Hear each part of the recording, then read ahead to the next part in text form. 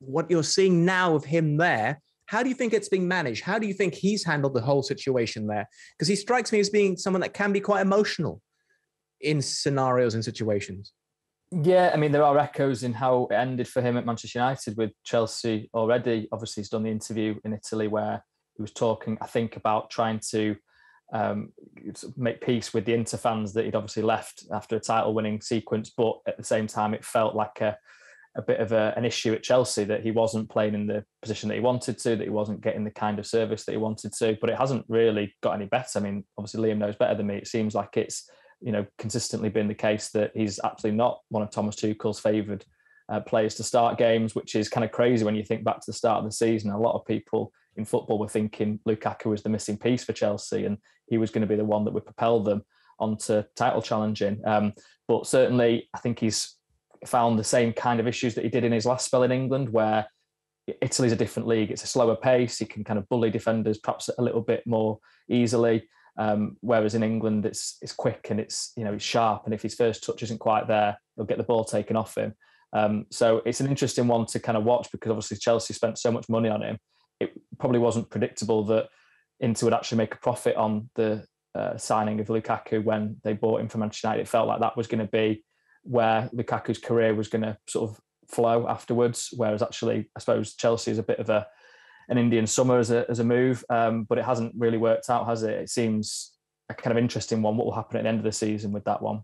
Yeah, we should caveat with this that Lukaku not playing has almost been blown over because of the form of Kai Havertz. He is in the form of his life right now for Chelsea. Goal involvements, assists, and scoring. But what happens with Lukaku now then? Because he was bought for an extraordinary amount of money, but it seems to be rock hard place, Chelsea and Lukaku, because who can afford his wages? Who would want to take him? I mean, he wants to go back to Inter, but I think his wages would be far too high for them right now, unless he was to say, I want to take a pay cut. What do you see happening in the not too distant future? Because we're a few months away from the season ending now. It's not too far. Well, following on from what Laurie said, I don't think Chelsea will be making a profit on him based on what's happened and what we've seen. Fundamentally, there's been a style problem. Conte set up the team perfectly to exploit Lukaku. Yes, Serie A was probably also more suited to his game, but Inter were a transition team. Chelsea are a super high possession team, high pressing team. Those aren't really Lukaku's best qualities. And the team just consistently looks a lot better when Kai Havertz is up front. And he's got 6 goals in 7 games now. So I don't see Thomas Tuchel dropping him anytime soon. Externally, I think the situation is what it was, which is that there is no viable market for him. This is the problem that top Premier League clubs have when they spend massive money on signings, is that they are the apex predator league in the transfer market. And that means when you're buying, you can get pretty much whoever you want. But for deals that don't work out, it's very difficult to sell because other clubs outside the Premier League do not pay Premier League wages. And this was true, even before the pandemic, things were trending this way. Certainly now the gap is even bigger. I think the one time an Inter executive has been asked about Lukaku going back there, he was, maybe we could take him on loan.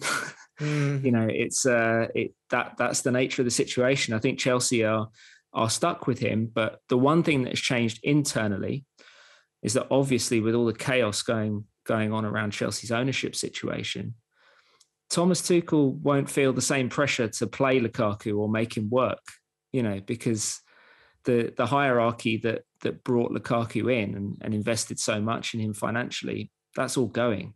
And whoever comes in will not have the same level of investment in Lukaku being a success. So I think in some ways it frees up Tuchel to do more of what he wants to do with this team. And at the moment, that seems to be very much heading in the direction of Kai Havertz.